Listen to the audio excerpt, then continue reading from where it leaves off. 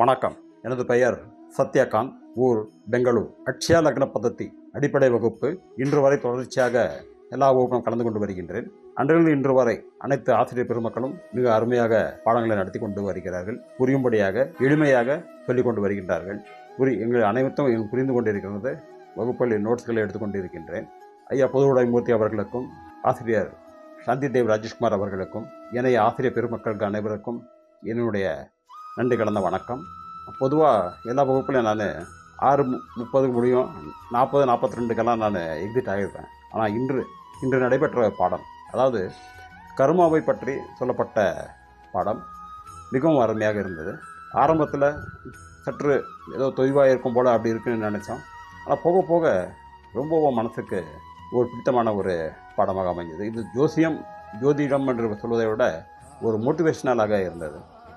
இதை ஜோதிடம் படிப்பவர்கள் மட்டுமல்ல, அனைவரும் இதை தெரிந்து கொள்ள வேண்டிய ஒரு பாடமாக இருக்கும் என்று நினைக்கிறேன். கர்மாவை பற்றி சொன்னார்கள். தாய், தந்தை, சுய கர்மா, இந்த 3 கர்மாக்கள் மிக அருமையாக, எளிமையாக, புரியும்படியாக, மனதை தொடும்படியாக சொன்னார்கள். மிகவும் நன்றி சொல்ல கடமைப்பட்டிருக்கிறோம். மேடம் அவர்களுக்கு தாழ்ந்த நன்றி. இதுதான் ஜாதகம். இந்த 3 விஷயங்கள் இருக்குல்ல, உண்மையை சொல்லப்போனால் இன்றைக்கு நடந்து பெற்ற இந்த பாடங்கள் இருக்குதா, இதுதான் மனிதனுக்கு தேவையான ஒரு ஜாதகமே. இது 3 கடைபிடிச்சிட்டாவே வேறு எந்த ஜாதகமும் தேவையில்லை. நேற்று நடந்தது, நேற்று செய்தது, இன்று செய்து கொண்டு இருப்பது, நாளை செய்யவிருப்பது, இது 3ஐயும் சரியாக நாம் செய்துவிட்டாலே எந்த விதமான பிரச்சனைகளுக்கும் நம்ம ஆளாக மாட்டோம். அப்படிங்கிற ஒரு தத்துவத்தை ரொம்ப அருமையாக இந்த கர்மா அப்படிங்கிற ஒரு பாடத்தின் மூலமாக வாழ்க்கையுடைய தத்துவத்தையே சொல்லிட்டாங்க. ரொம்ப அருமையாக இருக்குது. இந்த வகுப்பை நீங்கள் போட்டிருக்கிற 63 வீடியோக்களை நான் பார்த்துருக்கேன். அதில் இதுவும் ஒரு வீடியோக்களாக போட்டிருந்தா, இது ஜோதிடம் படிக்கிற எங்களுக்கு மட்டும் இல்லாமல் ஜோதிடம் படிக்காதவர்களாக இருக்கக்கூடிய அவர்களும் மோட்டிவேஷனாக இருக்கும் என்று நான் கருதுகிறேன். அதனால் இந்த ஒரு பாடத்தை நீங்கள் வீடியோவை போடணும் அப்படின்னு நான் வேண்டி கேட்டுக்கொள்கிறேன். மீண்டும் மேடம் அவர்களுக்கு என்னுடைய நன்றி. அதே போல் இன்றைக்கு அம்மாவிடம் பேசுங்கள் என்று சொன்னீர்கள். ஜாதகம் உங்களுக்கே தெரியும். ஜாதகத்தின்படியாக மகர ராசிக்கு தாய் ராசி என்பது எதிரியாக தான் இருக்கும். அப்படி இருந்தாலும் கூட என் தாயுடன் பேசியிருக்கிறேன். தொடர்ந்து பேசிக்கொண்டு தான் இருக்கின்றோம். எந்த பிரச்சனையும் இல்லை. என் தந்தை கடந்த 30 வருடங்களுக்கு முன்பே மறைந்து விட்டார்.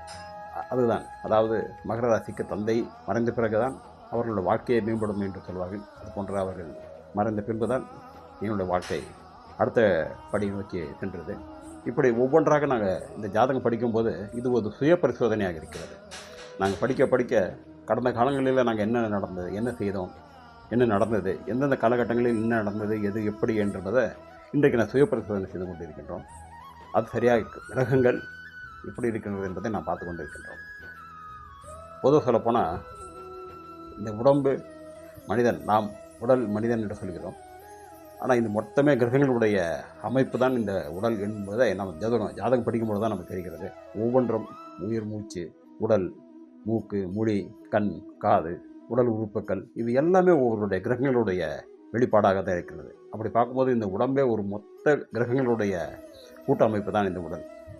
இன்றைக்கி உடலே ஒரு கிரகங்கள் என்று தான் நான் படிக்கும்போது பற்றி புரிஞ்சுக்கிட்ட ஒரு விஷயமா இருக்குது. மென்மேலும் அடுத்த பாடங்களை நாம் தொடர்ந்து படிக்கணும். இன்னும் பல விஷயங்களை தெரிஞ்சுக்கணும்னு ஆசைப்படுறேன். மிக்க நன்றி. வணக்கம். ஜோதிடத்தின் பரிணாம வளர்ச்சி ALP ஜோதிடம். 15 நாட்களில் நீங்களும் ஜோதிடராகலாம்.